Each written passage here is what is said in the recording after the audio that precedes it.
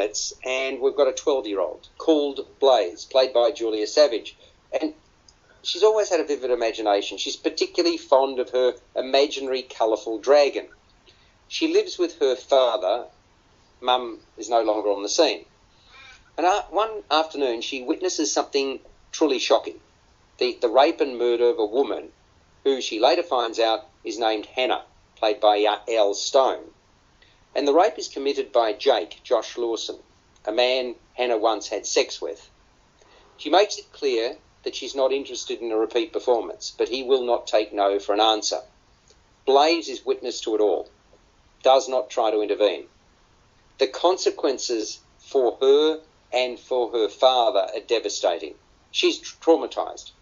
She withdraws. She's angry, aggressive, violent. She's hospitalised. She's also called upon to testify in court while facing the predator. The question is, can she find a way back, and if so, how? And this is, again, a stunning feature directorial debut for the co-writer with Una Amwiro, and the name of the director is Del Catherine Barton. It's quite an alarming and dramatic fantasy in which animation and puppetry play key parts. If truth be told, I actually thought that those components were overdone. And I suppose I point to the adage, which I reckon is true in this case, that less is more. And I get the dream sequences are integral to Blaze's childhood. The all too frequent appearances of the dragon, I just thought unnecessary, overdone. 10 minutes would really have been... 10 minutes could have been lost from the running time of Blaze, and it would have been fine.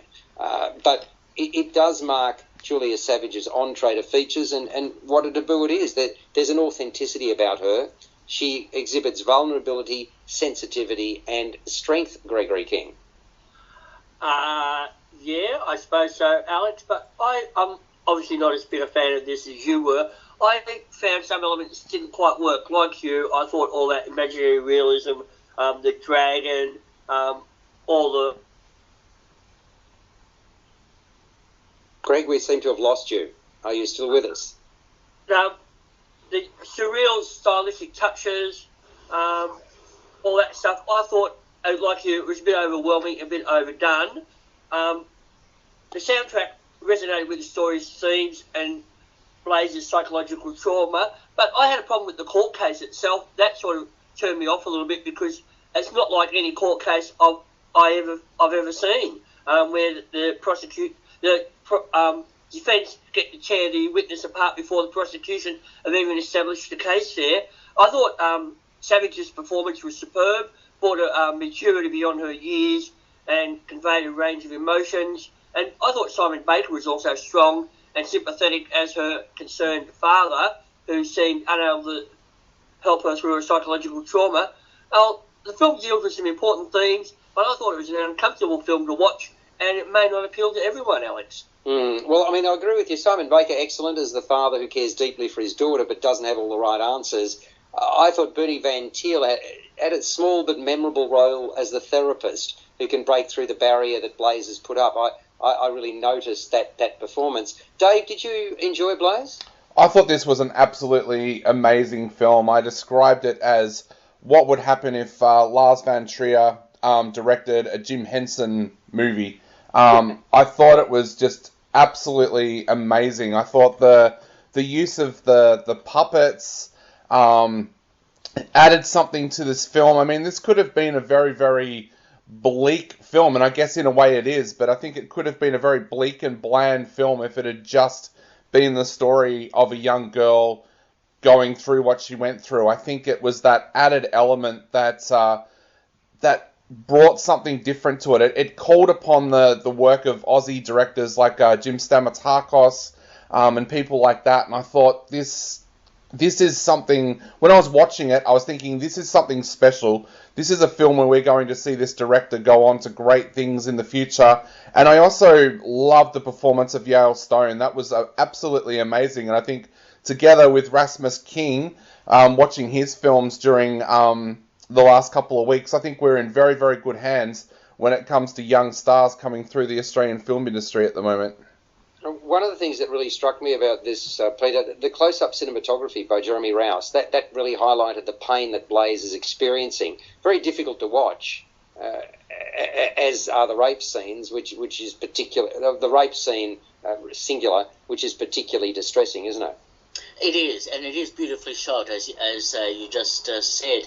Look, filmmakers find it so difficult to deal with the emotional and psychological trauma of a child witnessing such a horrific event. And films like The Babadook and some others have tried to deal with these difficult circumstances using puppets or using other iconography, using other devices, dragons, whatever the case might be, to try and portray that psychological trauma without going into super realism about how that impact could be demonstrated.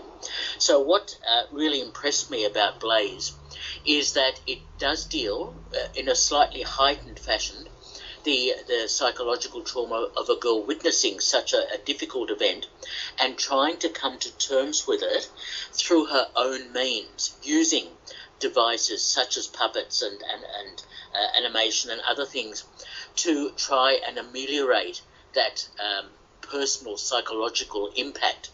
And I think the director has done such a great job in getting into the mind of a child and understanding how this girl would cope with such a terrible event, which is also indicating the impact on women in terms of abuse.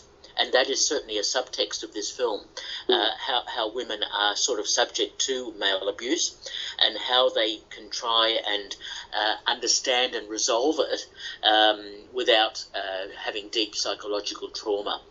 This is so well directed and such a well-made film. I was very impressed. I didn't find a problem at all with the extended magical realism scenes, if you like to put it that way, because I think it inhabited the character, the girl, so well. And this is a strong Australian film, and I'm really pleased to see that we are making some very, very good films, and this is a good example of it. Well, I mean, there's no doubt you mentioned, and I'll put my own take on it, it makes quite the statement about the legal system, what it requires of victims and witnesses. I mean, it's a coming-of-age tale, and it shocks, it saddens, but it also focuses on resilience. So, I mean, there's a lot to like about it in terms of it being made the way it was. As I say, I still maintain it was overdone in terms of fantasy, but that's just my take on it. So let's go for some scores. Let's start. We'll do tallest to shortest. So I think that'll be Greg first up. Blaze is MA, and it's 101 minutes in length. Your score, Dave? Oh, not Dave. Sorry, Greg. No, we're swapping places, are we? Okay. Yeah. As I said, I had a few problems with some of the stuff in this film. It's a tough watch. But I'll give it 6 out of 10. I'm with you, Alex. I thought the visuals and the heightened realism went on a bit too long. Mm-hmm. Okay, and I'll go next because I think I'll be the second highest score, second lowest score rather. 7 out of 10 for me for Blaze. Definitely worth seeing, but certainly room for improvement in certain areas. Okay, let's go with... I'm not sure which one is going to give the highest score here, so I'll go with you, Peter, for Blaze. Okay, I like this sort of system. It's almost like The Masked Singer. Yeah. Look, a very impressive film and a strong Australian contribution to our industry. 8 out of 10. Mm-hmm. So, hang on.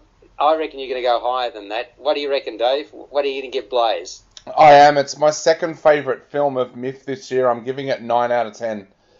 See, I got it right for once. There we go. So we've got 6, 7, 8, and 9. That's I don't think we've done that before. So this is a first on film and entertainment. That is Blaze, an Australian movie probably worth your while going along and seeing. Now, what I was